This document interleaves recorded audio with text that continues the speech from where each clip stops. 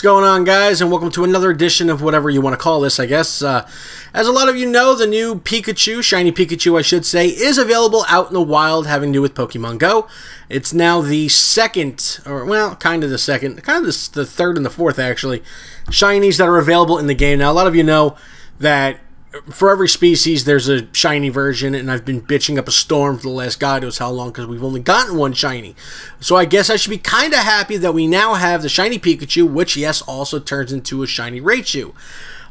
There's only one slight problem. Unless you right now you live in Yokohama, Japan, out by the new Pokemon Go park or Pokemon Go company thing that's going on over there, yeah, you're not getting one anytime soon because they haven't said if it's going to be a worldwide release or not. I have to assume it's going to be, because if it's not, oh god, I'm going to be pissed off.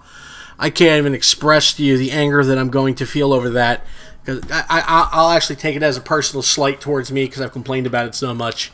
But yeah, as of right now, it's only available out in Japan at Yokohama, whatever you want to call it. Ukulele. God, I'm bad with words.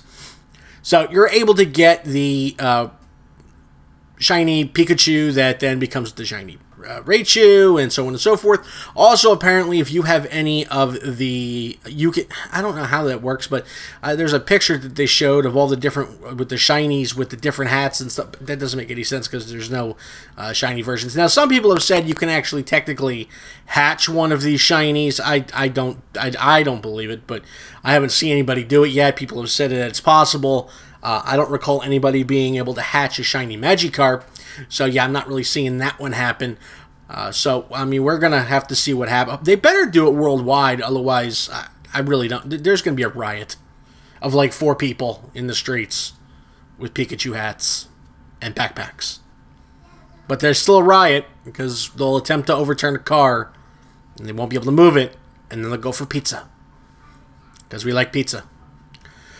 So, also with that being said, apparently there's also a event-specific Dragonite that's in the raids there. That's something like it seems like a level 5. I don't know. I mean, I know I've seen Dragonites before in raids, but apparently this one is like super ridiculous, and you get absolutely nothing special for it. So I'm kind of seeing it as being a completely pointless thing.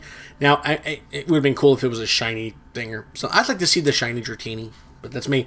Also, so if you if you haven't really, if you don't know this by now, let's just say tomorrow they release it worldwide. I got a feeling they're going to release it worldwide right after that event ends.